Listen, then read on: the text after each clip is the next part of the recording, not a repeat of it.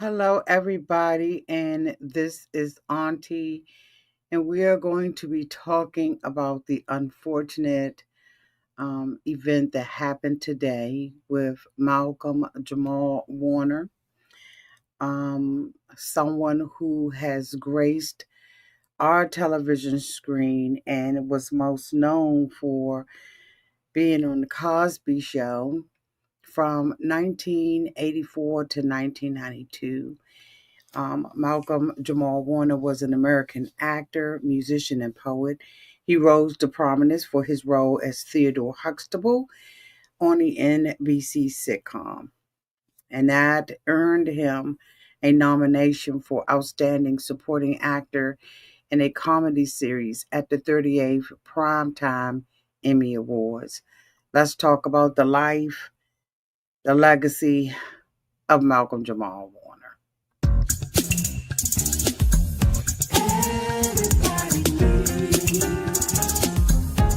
A sweet old auntie. Thank you, subscribers, to my nieces and nephews, and all of y'all who have been here through the long haul. Shall we get into it? Oh, yes, we shall. It's time for Auntie Advice. Sweet old. It's time for Auntie Advice. Oh, yeah. It's time for Auntie Advice.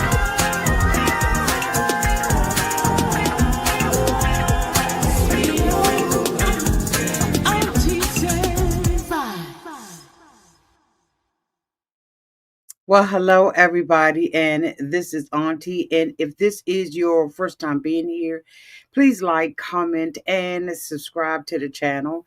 And to all of my new subscribers, thank you all so much for joining this channel, hitting that subscribe button, and joining us downtown in the comments section. To all of my nieces, nephews, and my members who have been here with me for the long haul, thank you all so much for your continued support. So, People magazine has reported an unfortunate event with someone who has been in our households for years. Malcolm-Jamal Warner. I had already given a short bio on him. Was rescued by bystanders but declared lifeless after being taken on shore in Costa Rica. Malcolm-Jamal Warner died on Sunday, July 20th, after drowning while on a family vacation. After being rescued, he was given treatment by the Red Cross. Just one second, y'all. He was pulled from the ocean. So, what they're indicating is that he got up in the morning and decided that he was going to go out and have a nice swim, come back and enjoy the rest of his time in Costa Rica on a family vacation. It has been reported that he had been there for a couple of days, spending time with his family, and went out, and they said that the waters were really bad and choppy. And some people saw him and tried to rescue him. In a statement obtained, the Judicial Investigation Agency said the victim appears to have entered the sea and was apparently swept away by a current. The man was rescued by bystanders and taken to shore, where he received treatment from the Costa Rican Red Cross. However, he was declared lifeless at the scene. On Monday, July 21, a source told People that the actor had died while on a family trip to Costa Rica. The source also shared at the time that he had drowned while swimming. Authorities have since confirmed that apparently he died as a result of asphyxiation by submersion. Just to go back and repeat some of the things and give you some of his accolades, he began his career as an actor by playing Theo Huxtable. I think that everybody my age and was in love with him and thought that he was going to be their boyfriend, honey, with the sweaters on. He was the only son of Bill Cosby, and he this is just sad. And the show went on from 1984 to 1992. He'd go to star alongside Eddie Griffin in a sitcom called Malcolm and Eddie in 1996 to 2000. And he was also well known for his role as Alex Reed on Read Between the Lines, which he starred in alongside Tracy Ellis Ross. She has since also put up a picture on her Instagram site with him saying how much she missed him. Now, according to what they are saying, is that let me make sure that I get the information correct, okay? Because I don't want to be one of those ones that gives the wrong thing. They said that in a statement by the Judicial Investigation Agency in Costa Rica, they said that based on preliminary information, he appears to have entered the sea and was apparently swept away by a current. The man was rescued by bystanders and taken on shore. Um, they said that the first report was that he was also caught by a high current in the water and was discovered. Um, as you all know, he was actively hosting his own podcast, Not All Hood, in the days leading up to his death. And I want to read you all something and I'll put the whole full article in here. And people, they are reporting Malcolm-Jamal Warner reflected on how he wanted to be remembered in final interview before his death. He says, there's a part of me that I will be able to leave this earth knowing and people knowing that I was a good person. He said this in a May 21st interview where he also touched upon how he deals with grief and losing loved ones. There was also a podcast that he did recently. But in this particular podcast, he admitted that he'll likely be remembered the most for The Cosby Show. Although he had many accolades, he knew that that was going to be his legacy. He said that he felt like, okay, there's that legacy. Wait a minute. I feel like, okay, there's that legacy there. But then because I've had this full life after that show, there's another lane of legacy that I get to leave, he explained. And I'm still working through that. He wanted to be remembered as a good person and as a good father. He said his father once told him that people love him because of his career and success. However, his dad was most proud was that his son was a good person. He also spoke on his podcast. He recalled how at the age of 15 he watched his grandfather take his last breath in a hospital room. He said, I literally watched him take his last breath. And if you've ever seen someone take their final breath, there's this peace that comes over them, just washes over them. He said that it was emotional and that he was sad and all that. And the moment also helped him to understand something else. He said what it helped him to understand was he realized that when we grieve for people who have passed on, we're grieving for ourselves because we miss them. And when I think about people in my life who have gone and transitioned, I think about the lives that they've led. They were really good people, he said. And he said also, and when we talk about why are the good people taken away from us, I go, maybe they're just rewarded or something. Um, this is hard because he really was a great guy. He has started a podcast. Let me bring up that.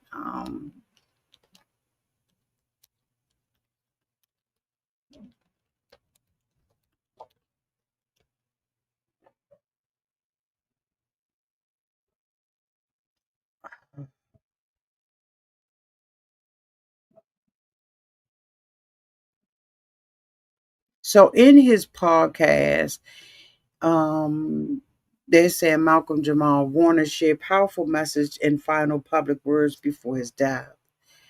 Um,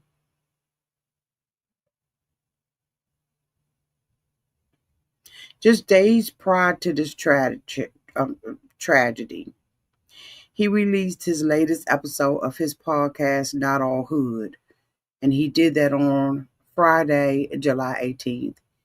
He appeared on an episode alongside his co-host, Candace Kelly, and the guest, Tamika Georgia Me Harper.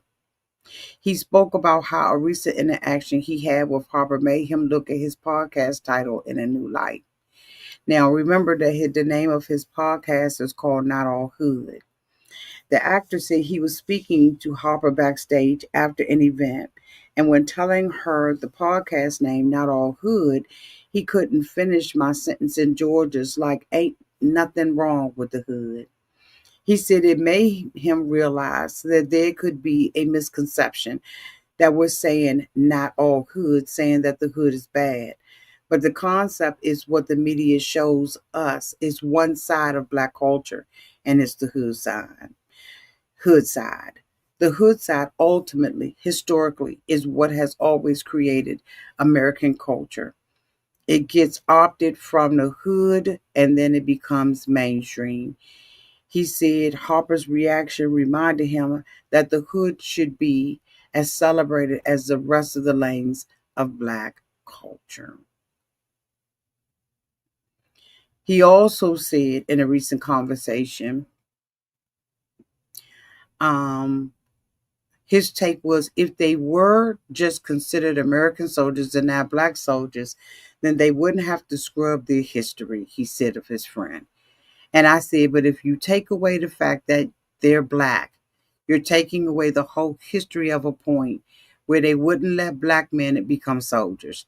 You're taking away everything that black soldiers had to do to preserve, he said, and how he responded. Black soldiers are hands down the most patriotic people walking this earth because black military, these people are fighting for freedoms that they don't even get to enjoy. He also explained that he used to view terms like black excellent as making it a subset of things by putting the term black ahead of the word until the conversation about black soldiers. He said for the first time it made him think of black excellence in a different way. Black excellence is not attributed to fame and money. So that's been an issue with it. But now, when I'm looking into the history, black survival in of itself is black excellence. He also went on to say that everything we have to muster, all of our resources, whether it be spiritual, whether it be relational, whether it be political or whatever extent, everything that we have had to muster just to play on this playing field is what makes us rich as black people, as black culture. He had just celebrated his podcast first year in June, and he said that he felt like his podcast was a place that he felt safe enough to be able to be vulnerable, or as vulnerable as he allowed himself to be. This was a good man. When I looked at the articles today, they he had never even given the name of his wife or his kid. You followed his podcast?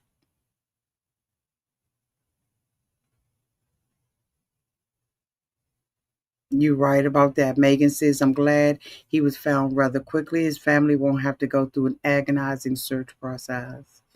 They had, mentioned about, the current and stuff like that. And they said that, the human has the instinct to swim away from it or try to swim away from it. And they believe that's what happened with him. I'm told that you're supposed to swim with the current and not away, but your instinct is just to swim away. I'm not a good swimmer, so I would have never been out there anyway.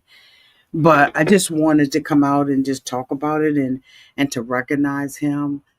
As I say, he was on my television screen when I was a child coming up with the Cosby Family. It really was a show that was positive for our community and for us to see Black excellence and to see that during that time that we was, a little bit better than good times. Ain't nothing wasn't nothing wrong with good times, but this showed us that this is the real Black America. Um, we're more than that. We're more than Bookman. We're more than JJ Dynamite. It just gave us some positive things to look at. A Different World was also fantastic for those of you all who grew up in that era with me because it gave us an insight on college life. And he is sorely going to be missed. He was a great guy. I don't remember him ever even getting in any trouble, anything like that, right? Just was a really clean living guy, in my opinion, from what I knew. And he will be missed. Y'all let me know downtown in the comment section what you all think about this, and prayers to him and to his family and to his friends, to those who knew him. My condolences I send to you. May God bless his family. Rest in peace.